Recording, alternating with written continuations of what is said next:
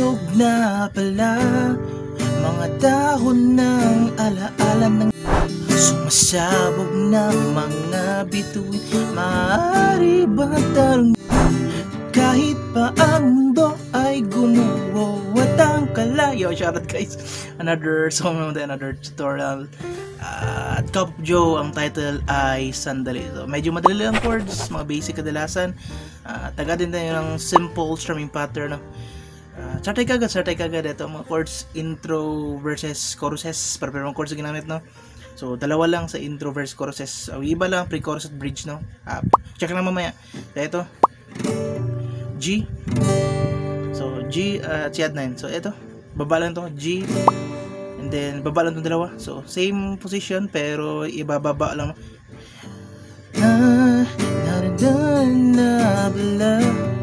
Mga alala ng nakaraan. So yan o, G. At ang strum gito, down, down, up, up, down, down, up, down, up. Okay, time natin na. Down, down, up, up, down, down, up, down, up. Okay, down, down, up, up, down, down, up, down, down, down, up, down, down, down, up, down, down. So time na ito na, down, down, up, down, down, up, down, up. So yan ang chords ng intro at verse na nakaraan. And then doon sa bridge, digital bridge after this, sumasabog na. Play ko muna, pakita ko muna. B2, ari ba tanungi. So D, okay, D, and then dalawang linya lang ito. Ang kalawang chord ay A minor 7. So A minor, remove lang ito isa. Pwede na buong A minor. Mas ganang tono kung remove ito isa. A minor 7, mas manabig yung tono. Ari ba, and then basic E minor. So maaari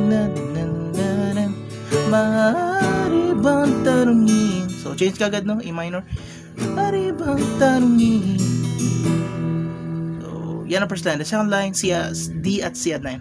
Na na na na na na na na na.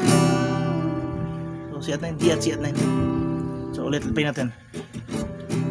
Bridge, pre-chorus. Sumasabog ng mga beat. A minor 7, then change kagad E minor. And then second line, D pa rin. Then C at 9.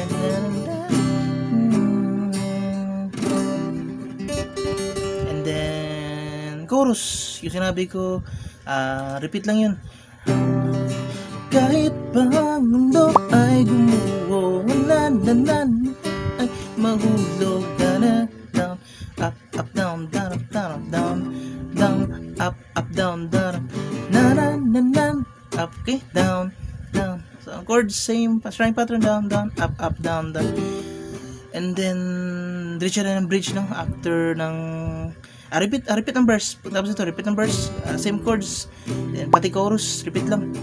And then bridge tayo after na second chorus. After na second chorus, bridge tayo. Ito, after na second chorus, so si at 9 yung ending eh. And then bridge, hold ng si at 9 pa rin. So play na natin bridge. After na second chorus, then si at 9 pa rin. Tubig na susunog, hangin na nakal. So si at 9. And then E minor, then D. So change ka agad doon na part. So play natin ulit. Tubig na sunog, then E minor, na nakal.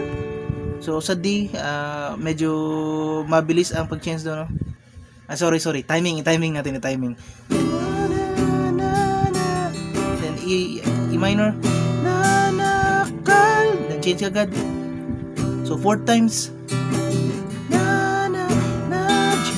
Then change agad. So 4 times. Then last line, 4 times ka. Si at 9 E minor. So yan ang bridge. Siguro ang problemahin nyo lang ang timing. Then D. Then change agad si at 9. Then after that, ay ulitin lang chorus chords. Yung sinabi ko ulit-ulit, G, C at G at time.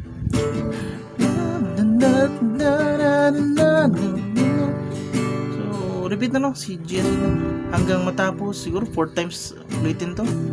Chorus ending chorus, yun pa rin ang chords, pati ang tono, yun pa rin sa last part, chorus. Yan na, G, C at 9 lang. Yun na lang guys, sinabi ko, madali lang i-play. Ang poproblemahin nyo lang ay ang pag-timing. Pero the rest, okay na lahat. Madali lang chords, pati string pattern, simple version na ito. This is our simple version. See you sa mga next na uploads natin. Dito na. Bye-bye guys.